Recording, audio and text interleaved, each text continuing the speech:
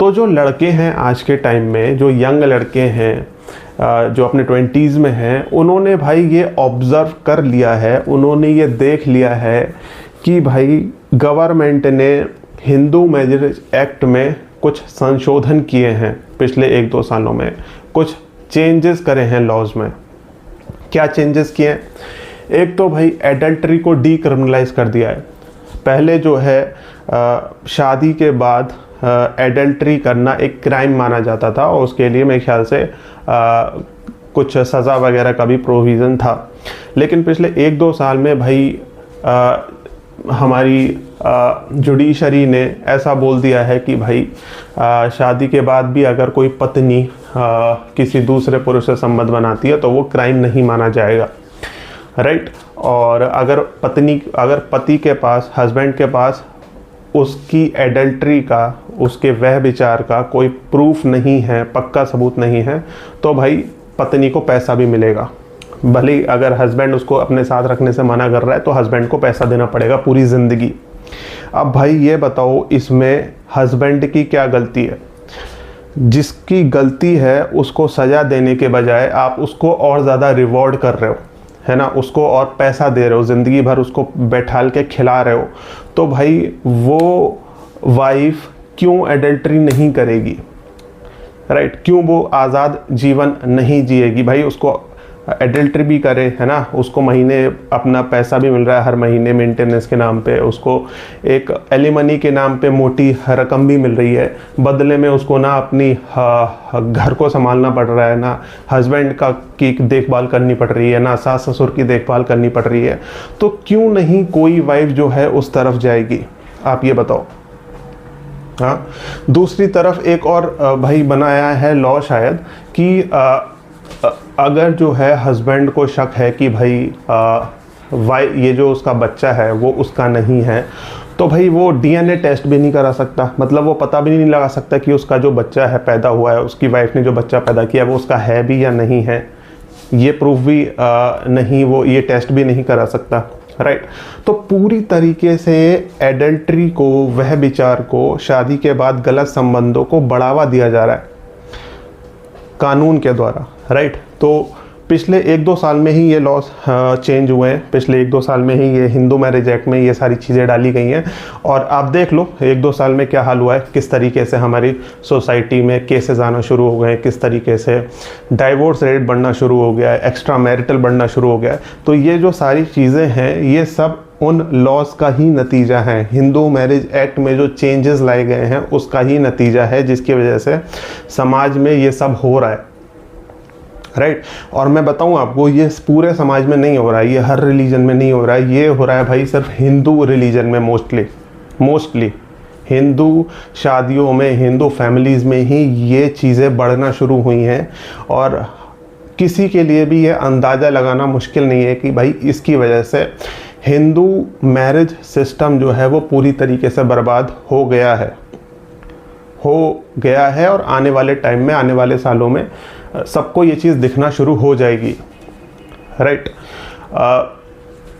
लड़के जो हैं, यंग लड़के हैं, वो ये सब चीज़ें देख रहे हैं, राइट, और उन्होंने अब शादी करना बंद कर दिया है।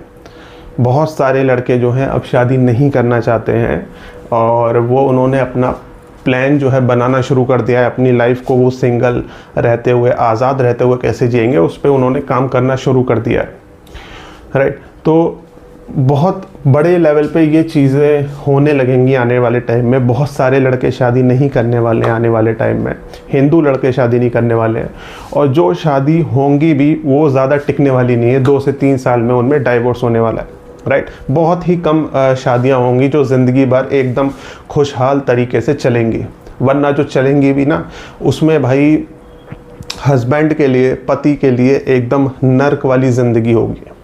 जो किसी तरीके से अपनी शादी को चलाने की कोशिश करेगा जो हस्बैंड, उसको भाई बहुत ज़्यादा एडजस्टमेंट करना पड़ेगा, हर पॉइंट पे हर दिन एडजस्टमेंट करना पड़ेगा, नर्क भोगना पड़ेगा एक तरीके से मैं ये कहूँ। और उसकी जो वाइफ होगी वो पूरी तरीके से उस पर, उसके माइंड को कंट्रोल करके अपनी लाइफ को एक तरीके से डोमिनेटिंग वे में निकालेगी। तो भाई ये सब चीज़ें होंगी और उतना आसान नहीं है इन चीज़ों को रोकना, क्योंकि भाई लोगों को रूट कॉज नहीं पता है।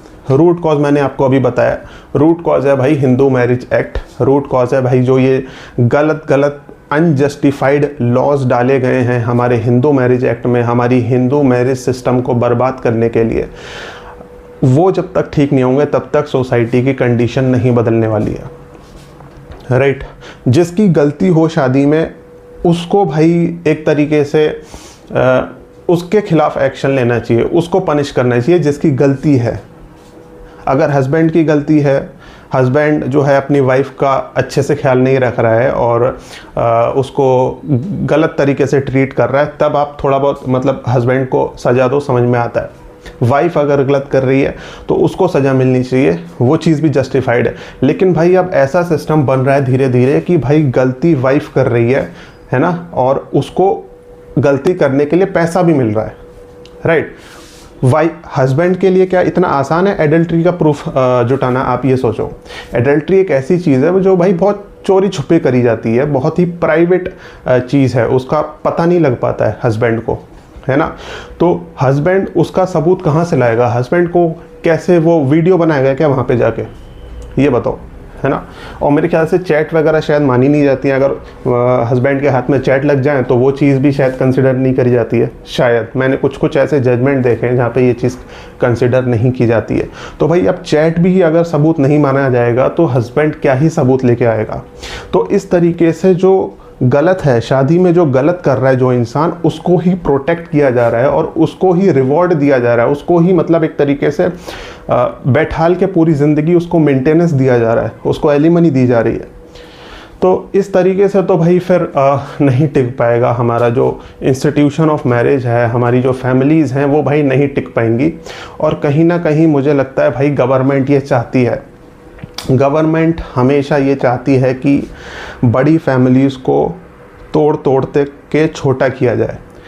ये चीज़ भाई बहुत सालों से चलती हुई आ रही है और बहुत सारे देशों की गवर्नमेंट ऐसा करती है, क्योंकि जब बहुत सारे लोग एक साथ रहते हैं ना तो वो बहुत सारी रिसोर्सेज शेयर कर लेते हैं, है ना। वो जब एक ही छत के नीचे रहते हैं तो उनको अलग अलग चीज़ों की ज़रूरत नहीं पड़ती है बहुत ज़्यादा।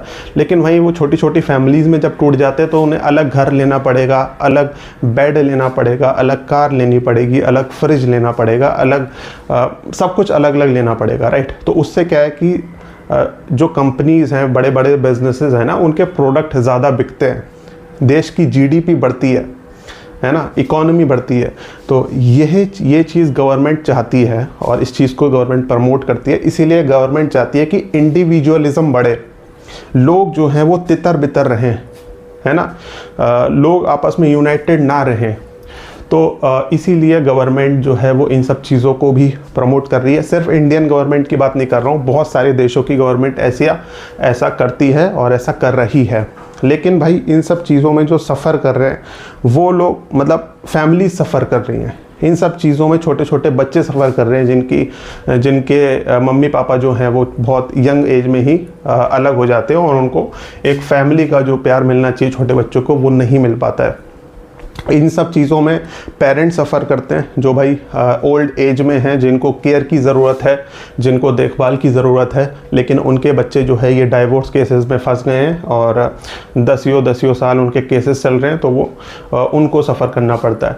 तो भाई अल्टीमेटली जो जनता है, जो हिंदू रिलीजन है, उसको इसके कॉन्सिक्वेंसेस बियर करने पड़ेंगे। उसको जो हिंदुओं को जो है भाई, हिंदुओं की जो जनसंख्या है वो हो सकता है आने वाले टाइम में घटना शुरू हो जाए। ऑलरेडी मैं एक रिपोर्ट देख रहा था कुछ दिन पहले कि भाई जो चाइल्ड बर्थ रेट है वो काफ़ी तेज़ी से गिरना शुरू हो गया हमारे इंडिया का। वो एक्चुअली इंडिया का चाइल्ड बर्थ रेट नहीं है, वो है हिंदुओं का चाइल्ड बर्थ रेट, राइट। तो हिंदुओं की पॉपुलेशन गिरना शुरू होगी, हिंदू रिलीजन कमज़ोर होना शुरू होगा आने वाले टाइम में हमारे अपने ही देश हिंदुस्तान में।